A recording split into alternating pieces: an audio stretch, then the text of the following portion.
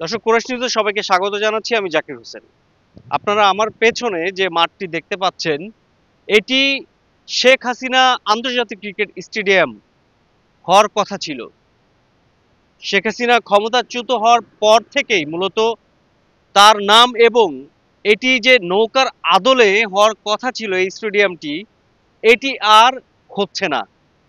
২০২৪ সালের ৩০শে আগস্টে বর্তমান যে বিসিবি সভাপতি ফারুক হোসেন মূলত এই যে চুক্তি বা যেই নকশা ছিল সেগুলো সম্পূর্ণ বাতিলের আদেশ দিয়েছেন।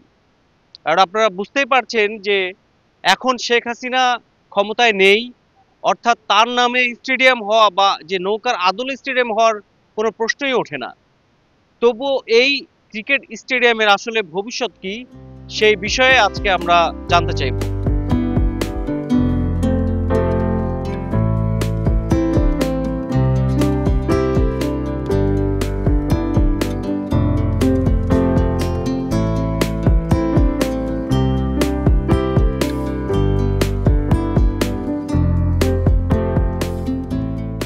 আপনারা দেখতে পাচ্ছেন এখানে একটি মূল মাঠ সহ আরো দুটি মাঠ হওয়ার কথা ছিল, যেখানে খেলোয়াড়রা প্র্যাকটিস করবে এবং পুরো একটি ক্রিকেট কমপ্লেক্স তৈরি হওয়ার কথা ছিল মূলত।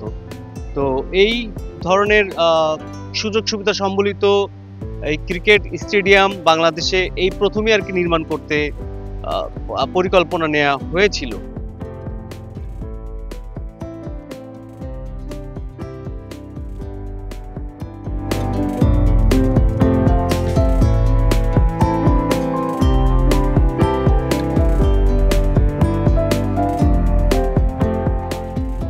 ২০২১ সালে ৩৭.৫ একর জমি বরাদ্দ পায় তৎকালীন ক্রিকেট বোর্ড প্রধান নাজমুল হাসান পাপন।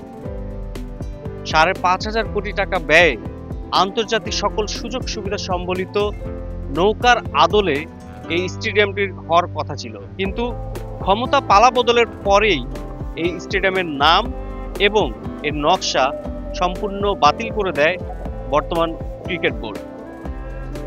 তবে ধীরে চলো নীতিতেই এই স্টেডিয়ামের কাজ এগিয়ে যাবে বলে আমাদেরকে জানিয়েছেন ক্রিকেট বোর্ড। জাকির হোসেন, কুরাশ নিউজ, ঢাকা।